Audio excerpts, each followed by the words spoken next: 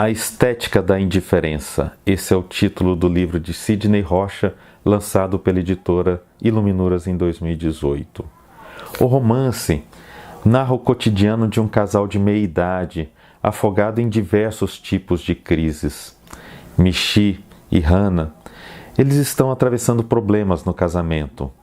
Michi desconfia que Hana, sua esposa, tem um amante. O casal de meia-idade mora em um condomínio chamado Amavarati, perto de uma cidade de nome Cromani.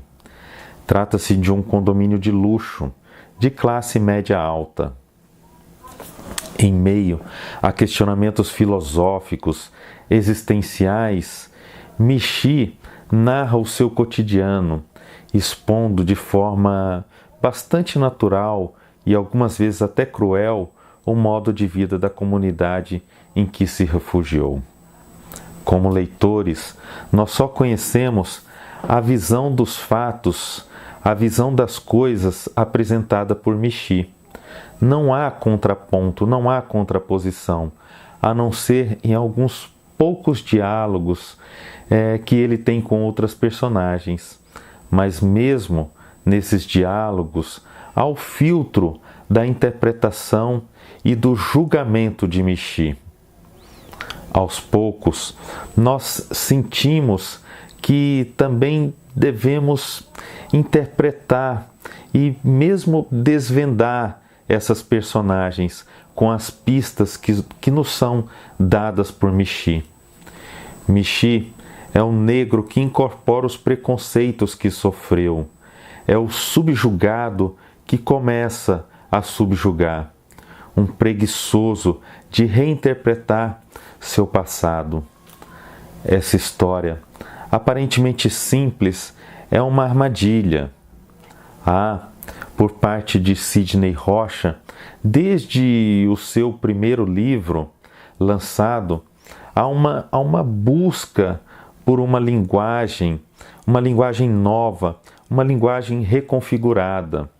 Não poderia ser diferente nesse romance. Há também uma tentativa de reconfiguração política, representada, no caso desse romance, pelas decisões das personagens. Política, eu quero dizer, no amplo sentido de ações e consequências presentes nos relacionamentos. O romance ele está dividido em 5 partes, cada parte representando um sentido do ser humano. A trama acontece de maneira não linear. Ela apresenta idas e vindas no tempo e também no espaço. Dessa maneira, não há nesse romance uma narrativa linear, o que não atrapalha de maneira nenhuma a maneira como o leitor construirá para si as soluções para os problemas propostos pelo narrador. O mundo de Michi e Hana é asséptico. Eles não conseguem mais enxergar a sociedade como um conjunto heterogêneo de ideias. Com a idade, nada mais os surpreende. Tudo é analisado e encaixado e classificado dentro do que esperam que seja possível ocorrer. Assim, os conflitos no livro nunca atingem o seu ápice, pois todos se escondem. Há também uma indefinição histórica, o que reforça até certo ponto a ideia de universalidade da obra, mas a tendência é que o leitor situe a história no Brasil de nosso tempo. Sidney Rocha, porém, está pensando em leitores de outros tempos e outros espaços. Essas indefinições dão um tom de alegoria à obra, o que acaba por reforçar a própria realidade. É por meio dessa desconstrução que o leitor pode, que o leitor pode se revoltar contra a apatia calculada das personagens, e o leitor assim pode se decidir pela aceitação ou não das justificativas apresentadas. Ainda assim, é importante não perdermos de vista que se trata de uma obra de ficção, aberta, portanto, a tudo, aberta a toda interpretação. Eu vou ler agora um trecho muito emblemático desse romance, que dá uma ideia bastante clara do estilo de Sidney Rocha. Desci do ônibus. Ao descer, meu pé tocava outra cromane. A poeira do gesso abria cortinas e as pessoas do outro lado tentavam se livrar do pó, queimando algum fogo invisível. Eu caminhava por ruínas nas quais um dos lados era noite como lodo em uma das faces de uma árvore. O homem passou cobrindo o rosto com o jornal enfronhado entre as mãos e o nariz-boca. A mulher corria com os olhos submersos em gás e lágrimas. E escapou do carro somente porque todos estavam parando como podiam, ou barrados pela densidade do ar, tesos pelo medo, ou enfiados nos flocos do nevoeiro, ou nas traseiras uns dos outros. Havia muito esgar de ferro contra ferro, de ossos contra concreto, mais fumaça e mais névoa, e as pessoas correndo projetam sombras assustadas na fumaça. Isso era Cromânia agora. Até tocarem todas as sirenes, estavam vindo todos para cá, mas não passariam. Os ônibus estavam impedindo de saírem os outros carros. A gente saltava deles ainda em movimento, mas para a escuridão, ou voavam para fora depois da colisão e se arrastavam como podiam para a calçada, algumas enlaçadas pelos fios de alta voltagem se erguendo do asfalto. E se pisoteavam na saída da galeria. Pessoas corriam de dentro do café contra muitos a se protegerem lá dentro. Não entrem, gritavam. Explodiu uma bomba aqui dentro. A gente morta como naquela vez em que o teatro estava em chamas. Mas as de fora berravam, não saiam. O ataque foi na torre. Se pudéssemos ver um palmo à frente, não haveríamos mais. Estão todos sob os ferros. Haveria ali um grande pôr do sol agora, se pudéssemos, mas não podemos. Nada se pode mais. O homem mais velho gritava. Pisotear os mortos e caluniar os vivos, ou o contrário, estamos mortos? Estamos vivos? A quem caluniamos? A quem pisoteamos? Ouvi lamentar enquanto corria até a esquina. De fato, caíam grandes blocos de concreto lá na frente. Uma mulher gritando por um João, João, João. Fiquei sem saber se o pai, o marido, esse João sem feições, talvez um João filho do delírio, do seu desespero, do seu terror, mas sua boca se calaria logo pela fumaça, ou era o pó do gesso, ou o pó químico dos extintores das viaturas a 100 metros.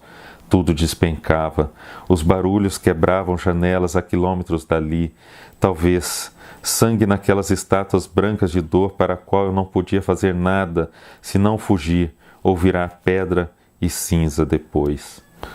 O pai e os 2 filhos estão cobertos por aquela poeira branca, contorcem-se para tentar se libertar daquela serpente de alta voltagem que são os cabos de eletricidade germinando do subsolo. O pai está ali ao centro. A perna esquerda um pouco dobrada suporta os choques, enquanto ele tenta sem forças se levantar e livrar-se da víbora. Ele descamba para a direita. Eu o vejo daqui, somos eu e ele indefesos e inúteis. Tem a barba longa e se mistura aos cabelos. É um rosto retesado e os músculos são de um homem acostumado com o trabalho duro. Isso se nota fácil. Há convicção em cada movimento. Ele e os rapazes não têm escapatória, mas não sabem disso ainda. Se fosse pela TV, se trataria de uma dança dramática. As pessoas talvez vejam o que vejo pela internet, mas não serão capazes de ver como ele parece suportar a dor e o sofrimento e a raiva naquele momento. Ele força o braço esquerdo para baixo, segurando os cabos. O outro braço se esforça para cima. O cotovelo aponta para o alto. O antebraço agora tenta esconder a face e ele sangra na altura do pulso, porque os choques deceparam sua mão. Contudo, ele não grita, não lamenta, não sussurra. A boca está à espera de um milagre. Somente a testa aparenta um mar revolto, mas a brancura me impede de adivinhar o terror nos seus olhos, porque as pupilas estão cobertas por aquele morbo que é aquela nébula. Sua dor é toda no espírito, pensei, fora do corpo. O homem está lutando agora pelos filhos como um filósofo pela verdade. Aquele ao lado direito, a eletricidade o lança para trás, para frente, de novo para trás, como a vítima do tétano, e ele só não cai por causa dos grossos cabos serem braços dispostos a torturá-lo ainda mais, agarrando-lhe pelo joelho e unindo-o à perna direita do pai. A cobra avança para o alto, e quanto mais eles se movam, mais a serpente se enrosca no corpo desse pobre rapaz, e é inútil ele afastá-la com a mão esquerda, porque a mão do garoto também foi decepada, e a cobra se enfia por onde pode, e já quebrou o seu braço direito, embora os bíceps ainda resistam. É um rapaz sem barbas, mas o desenho do nariz e da boca não deixa dúvida de ser filho de quem é. Os cabelos são longos e em caracol. Deve ajudar o pai no trabalho. Seu peitoral se inicia nisso de explodir em força e músculo e tensão da ossatura dos jovens. Seu irmão está à esquerda de pé, curvado, sustentando-se numa única perna. A outra perna está dobrada, e parece ter sido ele a ter mais êxito a fugir, por enquanto. Mas também não fugiria se pudesse. Livre, tenho certeza de que se lançaria de novo em auxílio do mano e do pai, mas está preso. Ele usa muita força para desenroscar o tornozelo com o braço esquerdo. O outro braço tem menos apoio, tão afastado do tronco. Não que haja desistido, mas age como um lutador de jiu-jitsu, imóvel por um tempo para buscar outra posição e novo impulso no corpo do adversário, para fugir do abraço terrível. Também tem cortes no pulso, onde as chicotadas passeiam e deixam um rastro vermelho logo encoberto pelo pó branco. Este rapaz é mais velho que o irmão. Movimenta-se como o pai, esperneia como o pai, busca entender tudo aquilo, ou imitá-lo mais do que na vida até ali na morte. Nada fará seus olhos se moverem. Está hipnotizado pelo horror no rosto do pai. Seu dorso se pronuncia para frente. Tudo é tensão. A eletricidade que mata e a que os mantém vivos, uma eletricidade particular deles, nossa, que sem ela ninguém estaria vivo. O rapaz mais velho tenta compreender os sentimentos do pai antes dessa morte. Por que temos de entender tudo? Acredita, talvez, que esse sofrimento possa transformar imediatamente em um novo homem e mais imediatamente ainda em um não-homem, eletrocutado, morto? Mas nada nesse panorama é mais vivo que os cabos, a eletricidade, a serpente. Aliás, são duas agora. Cabos unem fios num único feixe e se rompem, e cada extremidade é uma boca que chispa. Sinuosos, irregulares, mas com algum raciocínio, elas relampejam, se contorcem, vibram, unem, mordem, se enroscam no animal de 6 pernas que é os rapazes e o pai.